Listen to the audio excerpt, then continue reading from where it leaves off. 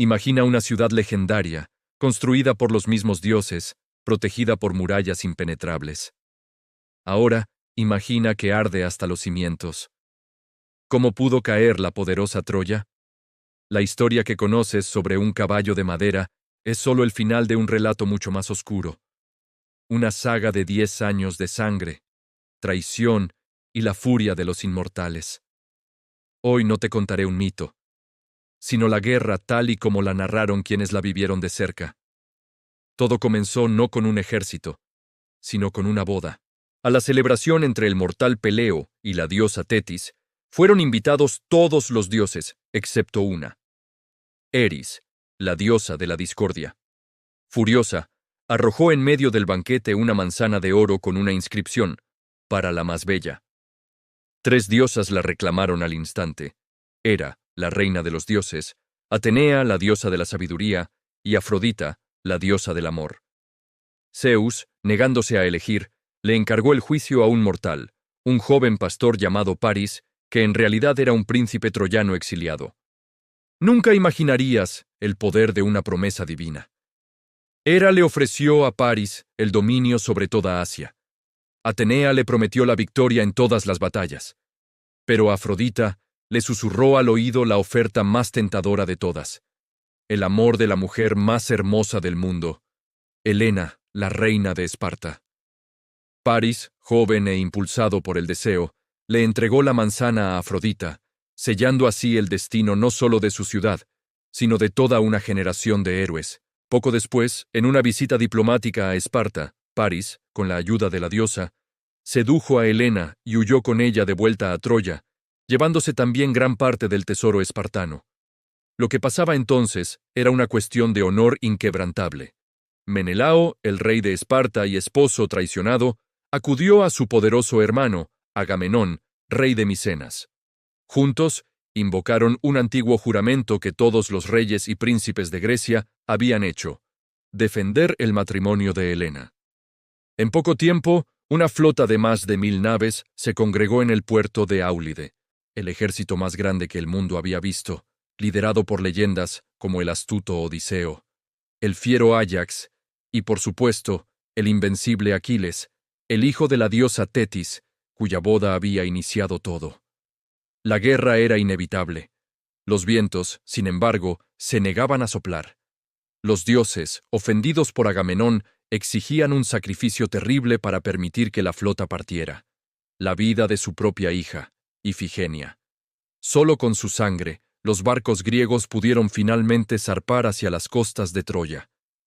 Durante 9 largos años, la guerra se estancó. Los griegos, acampados en la playa, lanzaban incursiones contra Troya y sus aliados, pero las imponentes murallas de la ciudad resistían cualquier asalto directo.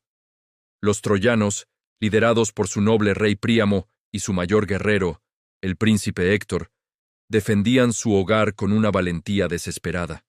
Las batallas eran feroces, un choque brutal de escudos, lanzas y espadas. Los dioses mismos tomaban partido, interviniendo en el campo de batalla, protegiendo a sus héroes favoritos y desviando flechas mortales. Apolo y Ares luchaban por Troya, mientras que Hera y Atenea apoyaban sin descanso a los griegos. Era una guerra de mortales manejada por los caprichos inmortales. Pero el 10º año trajo la crisis que cambiaría todo. Agamenón, en un acto de arrogancia, le arrebató a Aquiles su esclava favorita, Briseida.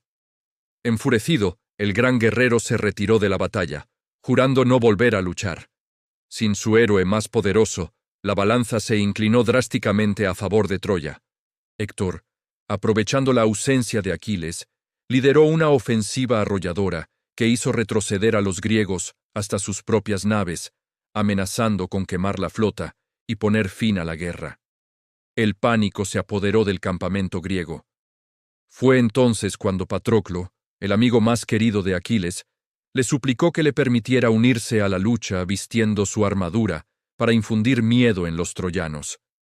Aquiles aceptó, pero con una advertencia: solo debía hacer retroceder a los troyanos, no perseguirlos hasta las murallas.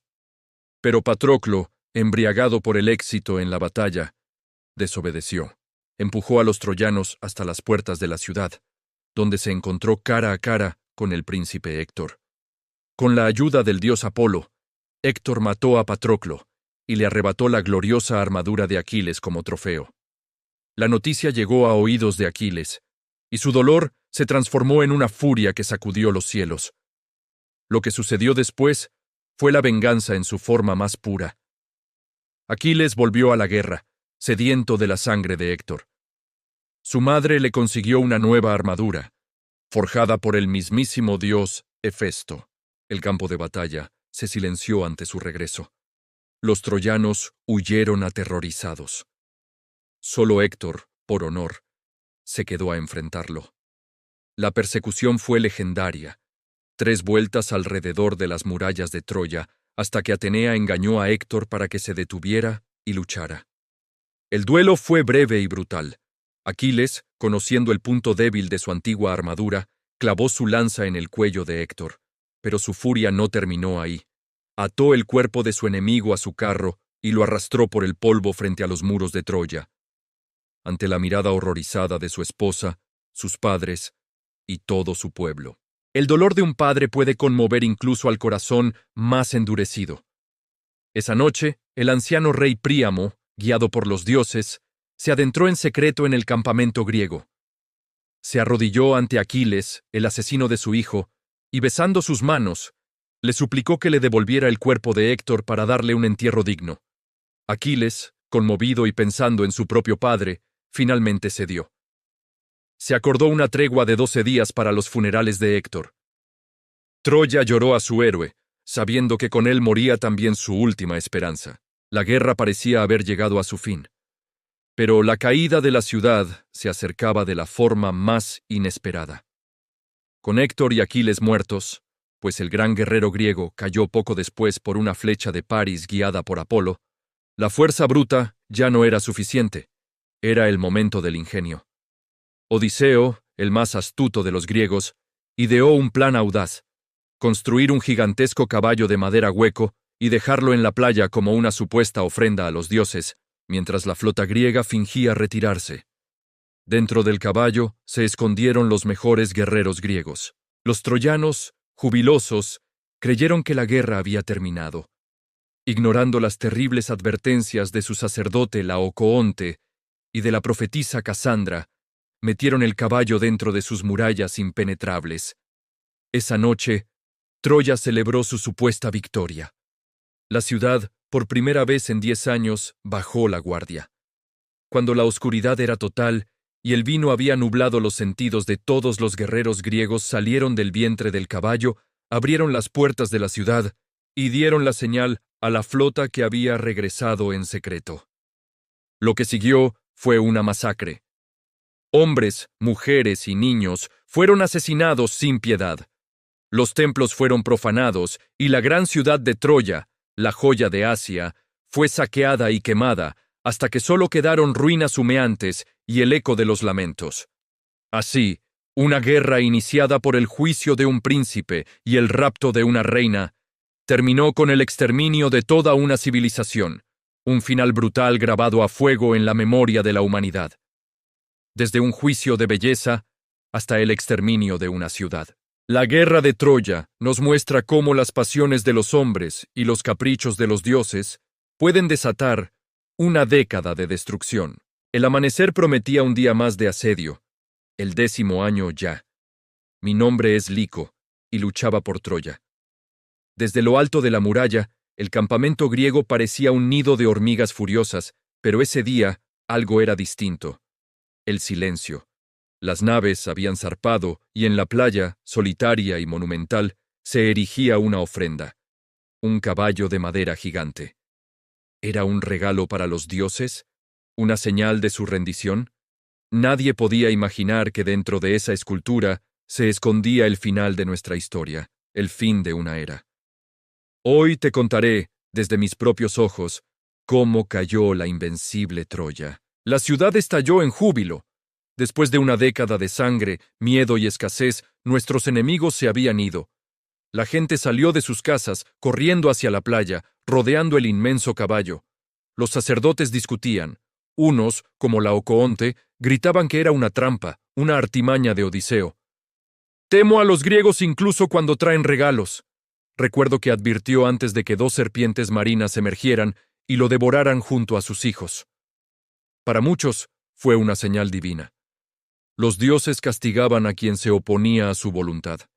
Ignoramos la advertencia. Cegados por la euforia y el deseo de paz, decidimos meter el caballo en la ciudad. Nunca imaginarías el esfuerzo que supuso.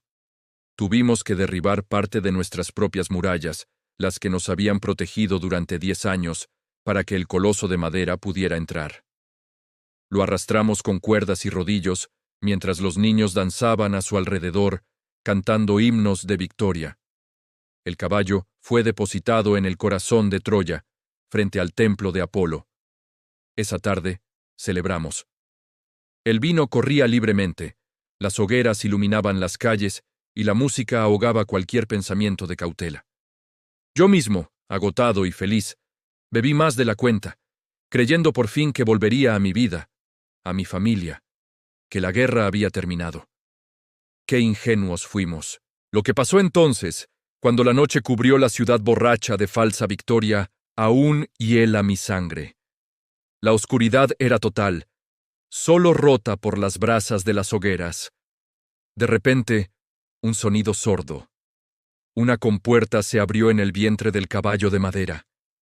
En silencio, como espectros, descendieron los mejores guerreros aqueos: Odiseo, Neoptólemo, Menelao. Corrieron hacia las puertas de la ciudad y las abrieron de par en par. Afuera, la flota griega, que solo había fingido su partida, esperaba la señal. Miles de soldados entraron en Troya como una marea de muerte. El engaño era perfecto. Nuestra celebración se convirtió en nuestra sentencia. El caos fue instantáneo. Los gritos de fiesta se tornaron en alaridos de terror. Las espadas griegas encontraban gargantas dormidas o aturdidas por el vino. Yo desperté con el olor a humo y el sonido del acero chocando. Tomé mi lanza y mi escudo, pero ya era tarde.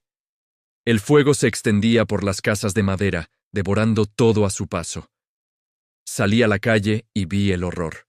Mis vecinos, mis amigos, hombres y mujeres, masacrados sin piedad. Los soldados troyanos, dispersos y confundidos, intentaban organizar una defensa desesperada, pero estábamos superados, atrapados dentro de nuestra propia fortaleza.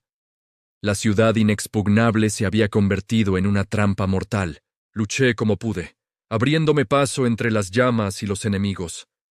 Vi al rey Príamo, anciano y valiente, ser asesinado brutalmente en el altar de su propio palacio por el hijo de Aquiles.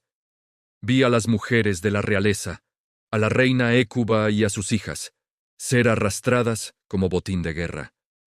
Busqué a mi esposa, a mis hijos, pero solo encontré nuestra casa reducida a cenizas. Cada calle era un escenario de pesadilla, un río de sangre donde flotaban los cuerpos de aquellos con los que había crecido.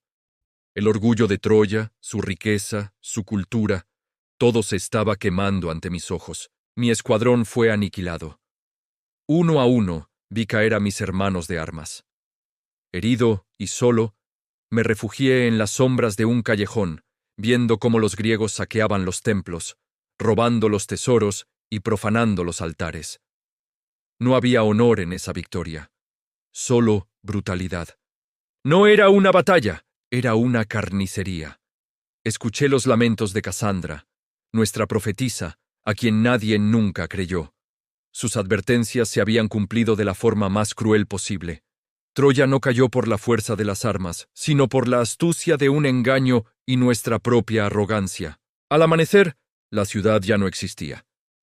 Solo quedaban ruinas humeantes y un silencio sepulcral, roto por los sollozos de los supervivientes que eran encadenados para ser vendidos como esclavos.